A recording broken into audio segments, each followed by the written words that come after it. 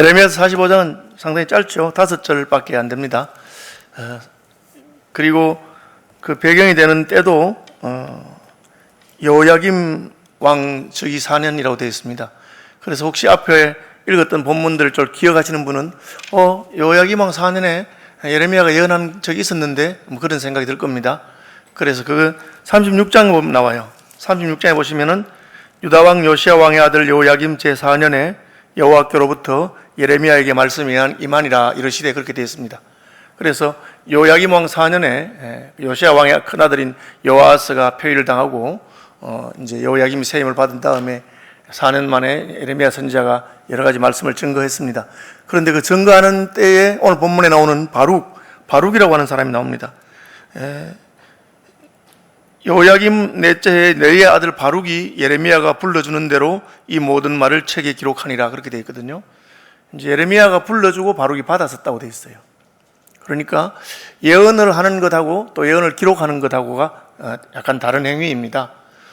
하나님께서는 우리에게 자기의 뜻을 드러내 보여주시는데 그것을 우리는 계시라고 합니다. 그래서 선지자가 때로는 그 계시의 통로가 되어서 하나님의 입 노릇을 합니다. 대변인이죠. 하나님께서 하시고 싶은 말씀을 선지자들을 통해서 계시하시기도 합니다. 그런 면에서 선지자는 하나님의 계시의 통로가 되는 것입니다. 하나님께서 계시하시는 이유는 무엇입니까? 계시하지 않으면 우리가 잘 알지 못하고 또 오해하기 때문에 그렇습니다. 그래서 하나님께서는 자기의 뜻을 계시하심으로 우리가 바른 길로 갈 수 있도록 하나님에 대해서 바로 알 수 있도록 그렇게 하시는 분이 하나님이십니다. 여러 방법으로 하나님이 계시하시고 아브라함에게, 노아에게, 아담에게 직접 나타나시기도 하시고 때로는 선지자들을 보내서 말씀하시기도 하십니다. 때로는 이방 왕 바로의 꿈속에 하나님이 계시하시고 그 계시하신 것을 요셉이 해몽할 수 있도록 그렇게도 하십니다. 어쨌든 하나님이 계시하신다는 것은 하나님이 인생사에 개입하신다는 것을 말합니다. 뭐 살든지 죽든지 그냥 버려두면 되는데 하나님께서 계시하신다는 것은 우리가 바른 길로 갈 수 있도록 사망이 아니라 생명을 선택할 수 있도록 하나님께서 관심이 있고 원하신다는 것을 말합니다. 그래서 기독교에서 믿는 하나님은 저 멀리 떨어져 계시면서 우리가 살든지 죽든지 관심이 없는 그런 하나님이 아니라 우리 인생들의 사소한 일 하나하나에도 관심을 가지시고 또 마음을 쓰시는 그런 분인 것을 알 수가 있습니다. 그런데 왜 36장에 기록된 내용인데 45장에 연결되면서 붙여서 안 하고 또 따로 떼어서 이렇게 말합니까? 이 45장의 내용은 사실은 바룩 개인에게 하시는 말씀이라고 할 수가 있습니다. 2절에 보시면 바룩아 이스라엘의 하나님 여호와께서 내게 이같이 말씀하셨느니라. 36장의 말씀은 예루살렘과 유다와 왕들과 모든 백성들에게 나라들과 열방들에게 하시는 그런 말씀이라면 이 말씀은 바룩 한 사람에게 개인적으로 하는 말씀입니다. 하나님께서는 왜 바룩에게 따로 또 말씀을 하셨을까? 바룩은 그 말씀을 들었다가 나중에 기록했을까? 이 뒷부분에 기록했을까? 뭐 그런 여러 가지 생각이 들 수 있습니다. 먼저 생각할 것은 하나님은 큰 일에만 관심이 있고 작은 일에는 관심이 없는 그런 분이 아니십니다. 하나님은 우리 인생살이에 다 관심이 있고 우리의 사소한 것에도 관심이 있습니다. 여러분이 사소한 것을 기도해서 하나님께 한번 응답을 받아보시길 바랍니다. 잃어버린 물건을 찾는다든지 혹은 감기가 들리는데 기도해서 낫는다든지 그것은 뭐 그렇게 중요한 것 아닌 것 같지만 그런 것부터 기도 응답을 받으면서 하나님과 교통하고 교제하고 내 인생의 문제에 대한 하나님의 답의 질문을 받고 여러분 그렇게 해보시기 바랍니다. 하나님은 그렇게 하실 수 있는 분이십니다. 다만 이제 이 36장과 36장과 45장에 연결되어 있는 부분을 굳이 설명하자면 36장은 바룩이 서기관으로 예레미야에게 부름을 받는 내용이 나와 있습니다. 하나님은 예레미야가 하나님의 예언을 하는 예언의 통로입니다.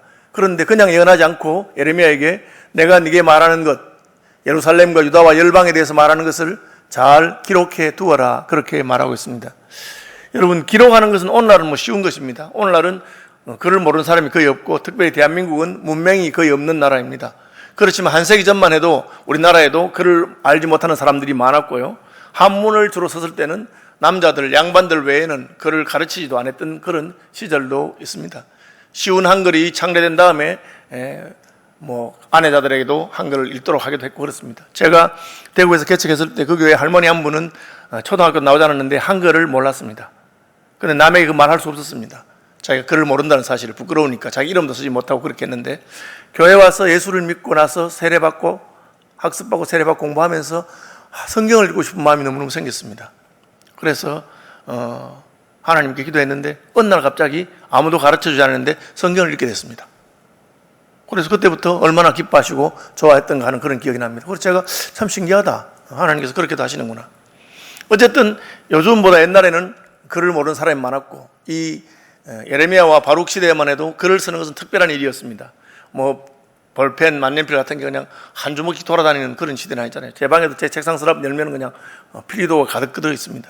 그때는 특별히 붓이라든지 또 특별한 어떤 펜과 잉크를 사용해서 써야 되고 종이도 없던 시대고 하니까 쉬운 일이 아닙니다. 글 쓰는 직업을 가진 사람들이 있었습니다. 그것이 서기관이라고 합니다. 하나님께서는 예레미야에게 예언의 말씀을 주시면서 이것을 기록하라 했는데, 예레미야는 직접 쓰지 아니하고 글 쓰는 것을 전문으로 하는 바룩을 불러다가 내가 불러줄 테니까 네가 그대로 써라, 그렇게 말했습니다. 그래서 아마 양피지가 귀하고 하니까 같은 양피지, 같은 종이의 분량에 더 많은 것을 적는다든지 아니면 정확하게 기록한다든지 뭐 그런 이유가 있었는지는 모르겠습니다. 그러면 예언하는 것하고 기록하는 것은 무슨 차이가 있습니까? 예언하는 것은 하나님께서 자기 뜻을 밝히는 것입니다. 기록하는 것은 조금 다릅니다. 기록하는 것은 그것이 단순히 한 사람 혹은 한 시대에만 국한되는 것이 아니고 그것이 보편적인 진리로서 모든 세대에 모든 사람들에게 적용이 되는 하나님의 뜻이라고 하는 것을 알게 됩니다.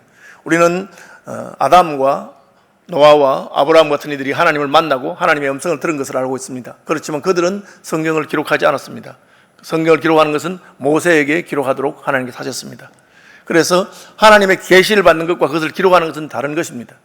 하나님께서 오늘날도 이 우주와 만물을 통해서 자기를 드러내시기도 하시고 우리가 기도할 때 기도 응답을 주시기도 하십니다. 그렇지만 성경을 기록하는 것은 우리에게 이제는 끝난 역사라고 우리는 생각합니다. 하나님께서는 고대에 신구약 시대에 하나님의 뜻을 성경으로 기록하도록 하셨습니다. 그 이유는 이것이 보편적이고 세월이 가도 변치 않는 하나님의 진리의 말씀을 담고 있기 때문에 그렇습니다.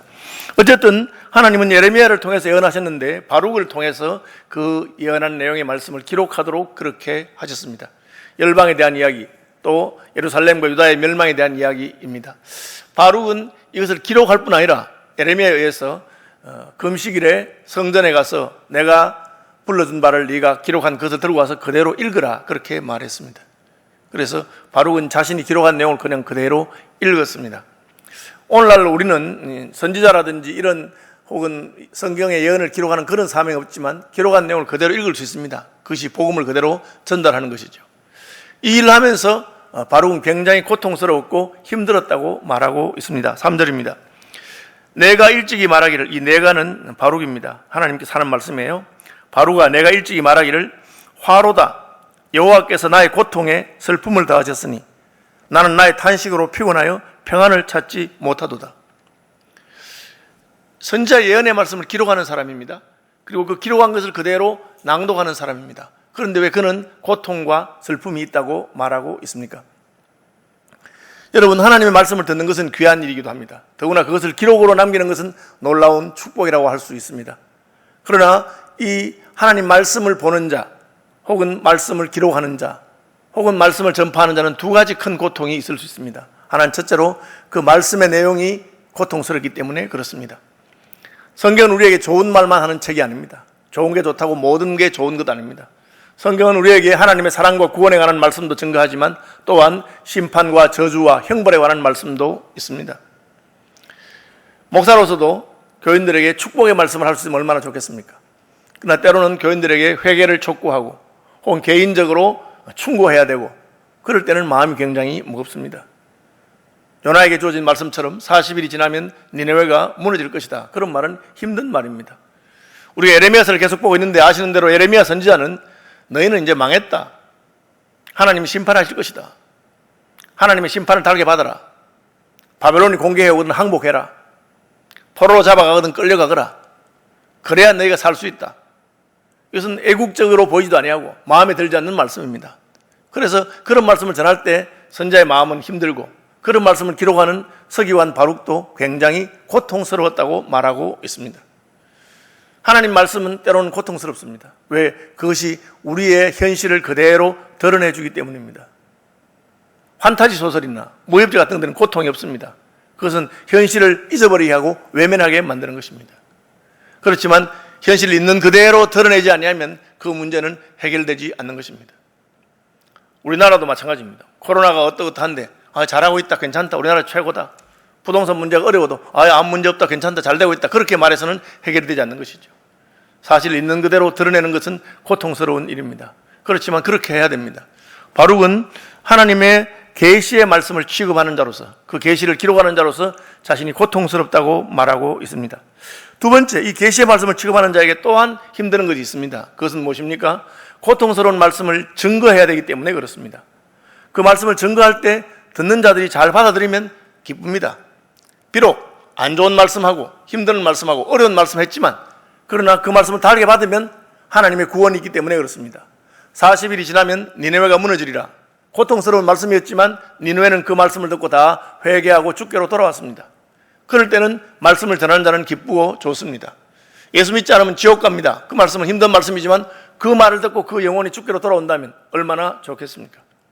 그런데 예레미야와 바룩은 하나님의 말씀을 증거했는데도 불구하고 이스라엘 백성들이 돌이키지 아니하고 오히려 그 말씀을 듣는 쪽쪽 양피지에 기록된 말씀을 왕은 가위로 잘라서 화롯불에 넣어서 태워버렸습니다. 그리고 선지자 예레미야를 구덩이에 가둡니다. 그리고 바룩도 고통을 당하게 됩니다. 그래서 바룩은 옳은 일을 하고 하나님이 부르신 그 사명의 일을 감당하면서 고통과 슬픔이 있습니다. 여러분, 이것을 명심하시고 기억해야 됩니다. 우리가 하나님 기뻐하는 대로 말씀을 따라서 살고 그 말씀을 증거하면서 산다고 해서 세상이 반드시 우리를 좋아하지는 않습니다. 그래서 예수님은 무릇 그리스도 예수 안에서 경건하게 살고자 하는 자는 핍박을 받을 것이라. 의를 위하여 핍박을 받은 자는 복이 있나니 천국이 저의 것임이라. 그렇게 말씀하셨습니다. 하나님의 계시의 말씀은 세상과 맞지 않을 수가 있습니다. 그래서 그 말씀을 소유하거나 그 말씀을 낭독하거나 그 말씀을 기록하고 그 말씀대로 살고자 하는 자는 이 땅에서 때로 고통을 당하게 됩니다. 바울은 그런 고통 가운데 있는 사람이었습니다. 그래서 하나님께서는 예레미야에게 한 번 더 말씀하십니다. 예루살렘과 유다와 나라와 열국들을 위해서 말씀하시다가 이제는 그 말씀 때문에 예레미야의 부름을 따라서 서기관으로서 말씀을 기록하고 예레미야의 시키는 일을 따라서 말씀을 낭독하는 자로서 성경을 낭독하는 바룩에게 여호와께서 너에게도 말씀하신다, 그렇게 말하고 있습니다. 하나님은 큰 것만 말하는 분 아니고 사소한 것도 말씀하는 분이고, 하나님은 나라와 열방을 위해서도 말씀하시지만 내 한 사람을 위해서도 말씀하십니다. 이것이 굉장히 놀라운 것입니다. 왜 말씀하십니까? 바룩이 고통과 슬픔 가운데 있기 때문입니다. 하나님 우리의 신음을 들으시고 우리의 부르짖음을 들으시고 응답하시는 분이신 것입니다. 여러분도 예수 믿고 살아가는 동안에 내가 믿음으로 살려고 하고 나름대로 바르게 살려고 하는데 너무 힘들고 어려운 수가 있습니다. 내가 무슨 잘못을 한 것도 아닌데 내게 고통이 있을 수가 있습니다. 그런 때는 하나님께 부르짖으십시오. 그래서 예레미야는 너는 내게 부르짖어라. 내가 내게 응답하겠고 내가 알지 못하는 크고 비밀한 일을 보여줄 것이다. 왜 이런 일이 나는지. 세상의 만사는 우리가 이해하고 깨닫고 납득이 되는 일만 있는 것 아닙니다. 이해할 수도 없고 깨달을 수도 없고 납득이 안 되는 일도 얼마든지 있을 수 있습니다. 그러나 그 모든 일이 왜 그렇게 일어나는지 하나님께서 계시하심으로 말미암아 우리에게 알려주십니다. 오늘 본문은 바룩아 이스라엘의 하나님 여호와께서 내게 이같이 말씀하셨느니라. 바룩의 슬픔과 고통에 대해서 하나님께서 친히 말씀하신 내용입니다. 그 내용이 무엇입니까? 하나님은 창조주시며 하나님은 심판주시며 하나님은 구원하시는 분이다. 오늘 제목인 창조주요 심판주요 구원주 되시는 것을 말하고 있습니다. 4절입니다. 너는 그에게 이르라. 이건 예레미야에게 하신 말씀입니다. 예레미야에게 바룩에게 이르라. 여호와께서 이와 같이 말씀하시기를 보라, 나는 내가 세운 것을 헐기도 하며 내가 심은 것을 뽑기도 하나니 온 땅에 그리하겠거늘. 그래서 무엇입니까? 하나님이 창조주시며 하나님이 심판주인 것을 바룩에게 말하는 것입니다. 하나님이 창조주라고 하는 것은 무슨 뜻입니까? 하나님이 우주와 만물을 다 만드셨기 때문에 이 우주와 만물은 하나님이 원하시는 방식대로 하나님이 원하신 뜻대로 그렇게 되어야 하는 것입니다. 이를테면 아담과 하와를 만드신 다음에 생육하고 번성하고 땅에 충만하고 땅을 정복하라고 그렇게 말씀하신 것이 하나님의 계획과 뜻입니다. 하나님께서는 자기가 만드신 것에 대한 계획과 뜻이 다 있는 것입니다. 오늘 본문에는 하나님께서 세운 것을 헐기도 하며 세우시는 분이라고 말하고 있습니다. 시편에는 여호와께서 집을 세우지 아니하시면 세우는 자의 수고가 헛되다 그렇게 말하고 있습니다. 이 건축과 관련된 말입니다. 건축하는 사람들이 집을 세울 때 용도를 가지고 세웁니다. 아파트를 만드는 것은 사람이 살기 위한 것이며 극장을 만드는 것은 사람들이 모여서 공연을 보기 위한 것이라고 할 것입니다. 다 목적이 있는 것입니다. 그런데 그 건물이 그 목적에 합당하지 않으면 어떻게 하겠습니까? 하나님은 그것을 허시게 될 것입니다. 큰 건물이든지 많은 사람이 동원되어 지은 건물이든지 중요하지 않습니다. 하나님께서 세우시는 이유는 하나님의 뜻에 합당하게 쓰기 위함인데 합당하게 쓰이지 않는 건물이라면 무너뜨릴 것입니다. 우리는 인류 역사상 가장 많은 사람들이 마음을 모아서 전 인류가 마음을 모아서 높은 탑을 세운 것을 알고 있습니다. 그 탑의 이름은 바벨탑입니다. 전 인류가 마음을 모아서 우리가 흩어지지 말자, 하나가 되자 하고 탑을 세웠습니다. 그때는 언어가 하나였기 때문에 그들은 협력해서 세울 수 있었습니다. 하나님은 그것을 싫어하셨습니다. 그래서 언어를 혼잡하게 하고 바벨탑을 무너뜨려 버렸습니다. 그래서 오늘날 우리는 바벨탑이 어딘지 알지 못합니다. 바벨탑이 있었던 지역에 대해서 추측은 있지만 바벨탑을 우리는 가지고 있지 않습니다. 하나님이 무너뜨리셨기 때문에 그렇습니다. 하나님은 그런 분입니다. 또 하나님은 내가 심은 것을 뽑기도 하나니 같은 말입니다. 심는다고 하는 것은 무엇을 원하는 것이 심는 것입니다. 꽃씨를 심는 이유가 무엇이겠습니까? 그야말로 꽃을 보고 싶어서 꽃씨를 심는 것입니다. 과실나무를 심는 것은 무엇입니까? 과실을 원하기 때문에 그렇습니다. 곱고 빨리 자라는 나무를 심는 이유는 뭐겠습니까? 그 나무가 자라면 그 나무를 베어서 목재로 사용하기 위해서 하는 것입니다. 잎이 많고 가지가 옆으로 뻗는 나무를 키우는 이유는 무엇이겠습니까? 그늘을 원하기 때문일 것입니다. 하나님께서는 나무를 심으실 때, 과실을 심으실 때, 씨앗을 심으실 때 원하시는 바가 있습니다. 그것이 하나님의 기대하는 것입니다. 그런데 그 기대대로 되지 않으면 어떻게 합니까? 뽑아버린다고 말합니다. 포도원에 심겨져 있는 무화과나무가 3년 동안 열매가 없자 주인은 그 나무를 뽑아버리겠다. 왜 땅을 버리느냐? 그렇게 말합니다. 하나님께서 극상품 포도나무를 심었는데 덜 포도를 맺자 하나님께서는 그 포도나무를 치워버리겠다고 말씀하십니다. 다시 말하면 천지를 창조하시고 우주와 만유를 만드신 하나님은 이 우주와 천지에 대해서 기대하시는 바가 있습니다. 사람에 대해서도 기대하는 바가 있고 나라와 민족과 열방에 대해서도 기대하시는 바가 있습니다. 하나님께서 원하고 기대하는 대로 되지 않는 존재는 존재할 가치가 없는 것입니다. 바룩은 우리는 하나님의 선택받은 민족이 아닙니까? 예루살렘에는 하나님의 성전이 있지 않습니까? 그런데 왜 예루살렘이 이방 민족에 의해서 침공을 받아야 됩니까? 그렇게 질문하는 것입니다. 하나님의 대답은 무엇입니까? 너 말 잘했다. 내가 너희를 선택했고 내가 예루살렘을 존귀하게 했고 내가 너희 민족을 크게 했는데 나는 다 목적이 있었다. 그 목적이 무엇입니까?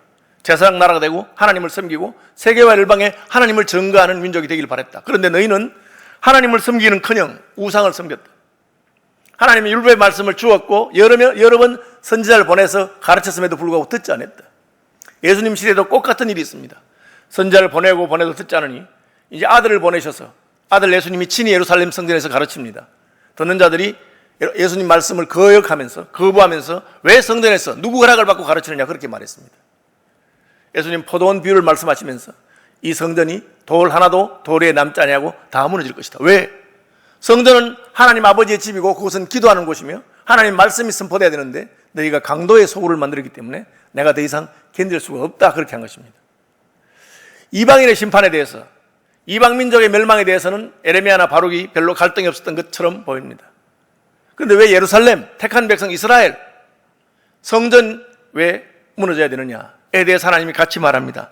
나는 공의의 하나님이기 때문에 심은 것을 뽑기도 하나니 온 땅에 그리하겠거늘.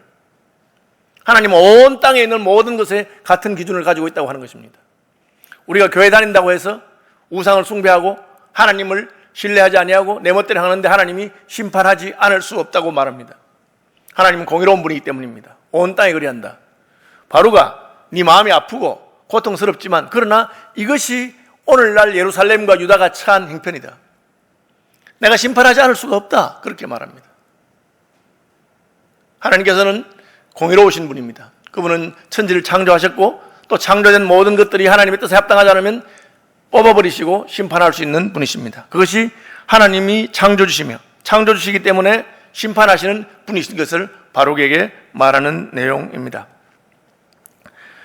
그러나 하나님은 바룩에게 마지막으로 은혜를 베푸시는 것을 또 말씀하고 있습니다. 내가 창조하고 심판하는 사람이긴 하지만 또한 구원할 자는 구원하시겠다고 합니다. 예루살렘이 멸망한다고 해서 모든 사람들이 다 멸망을 받는 것이 아니다. 밤나무, 상수리나무가 배임을 당해도 그 그루터기가 남아있는 것처럼 너희가 지금이라도 회개하고 내 말에 순종하고 바벨론에 항복하고 그냥 포로로 잡혀가거라. 애굽으로 편을하지 말고 그냥 여기 남아있어라. 그러면 내가 70년이 지나면 예루살렘의 황무함이 끝나도록 바벨론으로 잡혀간 그곳에서부터 다시 돌아올 수 있도록 내가 하겠다. 그것이 하나님께서 말씀하신 것입니다.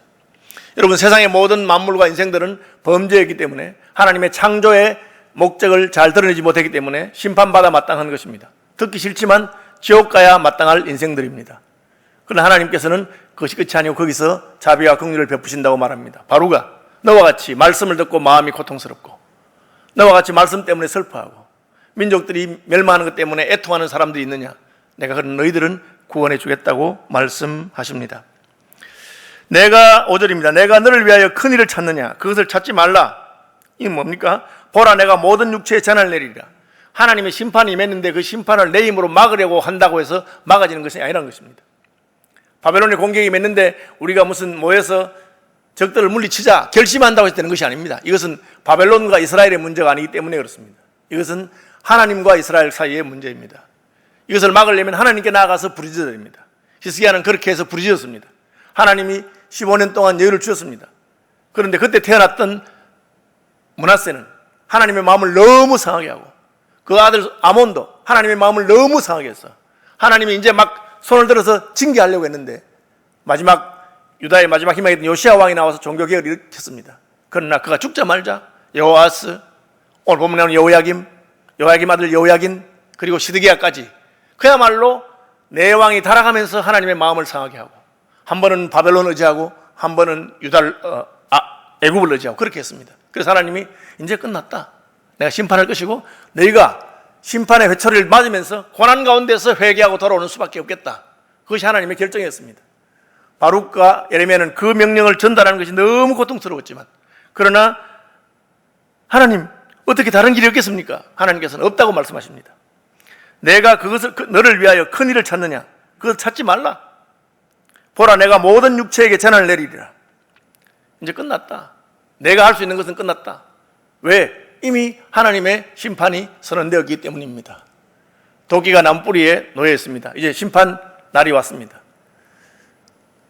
기름 없이 신랑을 기다리다가 신랑이 왔고 들어갔습니다. 문이 닫혔습니다. 끝났다는 것입니다. 그러나 소망은 무엇입니까? 그러나 내가 모든 육체의 재난을 내리리라. 그러나 내가 가는 모든 곳에서는 내가 너에게 내 생명을 노량물 주듯 하리라. 여호와의 말씀이라. 이게 무슨 말입니까? 심판하지만 그러나 한 사람 그 한 사람 한 사람이 하나님 앞에서 애통하면서 회개하면서 하나님의 뜻을 사모하고 구하는 자들은 내가 구해주겠다. 네가 이 민족의 심판 때문에 애통하는 마음이기 때문에, 고통하는 마음이기 때문에 하나님께서 구원하시겠다고 말씀하십니다. 바로가 나라와 민족에 대한 것은 이제 잊어버려라. 그것은 네가 할 수 있는 것이 아니다. 하나님께서 이미 그 이전의 모든 일을 통해서 심판을 작정하셨기 때문에 무슨 큰일을 할 생각하지 말고 그냥 내가 너를 구원할 테니 너는 구원받으라. 그리고 때가 되면 하나님이 긍휼을 베푸실 것이다. 사실 우리 힘으로 아무것도 안 된다고 생각할 때 얼마나 무력감이 있습니까? 교회의 계획이나 우리 민족의 부흥이나 뭐 이런 큰 꿈을 꿀 때가 있는데 그게 마음대로 안 될 때가 있습니다. 여러분 너무 낙심하지 마십시오.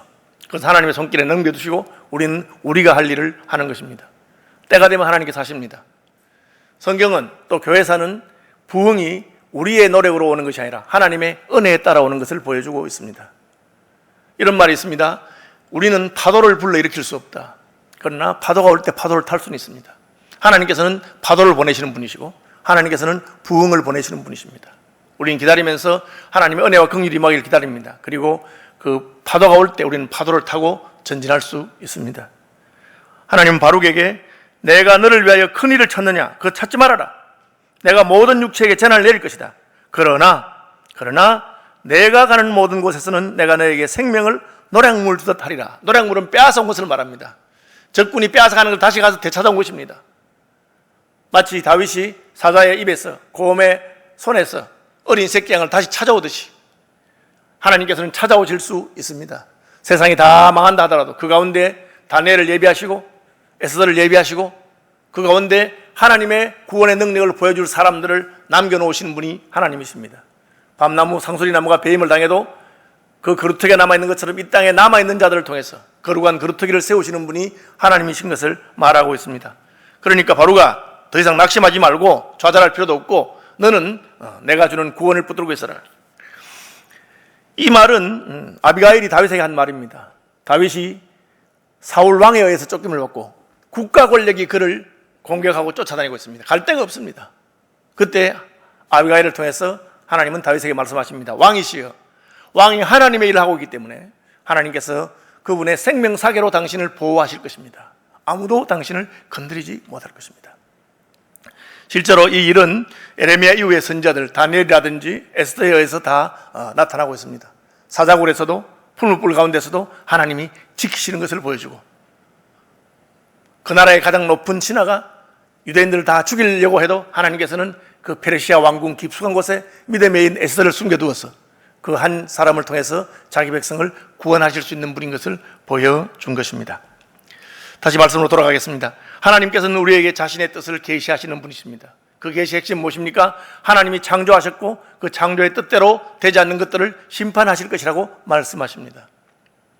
하나님의 심판을 우리가 막아설 수는 없습니다. 다만 우리는 이 하나님의 심판 앞에서 겸손하게 자기를 지키고 돌아볼 때 하나님은 심판의 날 가운데서도 우리를 구원하시는 분이시라는 것입니다. 우리를 구원하신 하나님을 찬양합니다. 천지를 창조하신 하나님이 이 모든 것을 심판하시는 것에 대해서 우리는 경외하는 마음으로 그분을 높이고 또 그분의 뜻에 순복해야 할 것입니다. 그러나 그 가운데 하나님이 우리를 구원하시는데 우리는 이 구원의 백성으로 구원의 반열에 들어가는 분들이 되시기를 주님의 이름으로 축복합니다.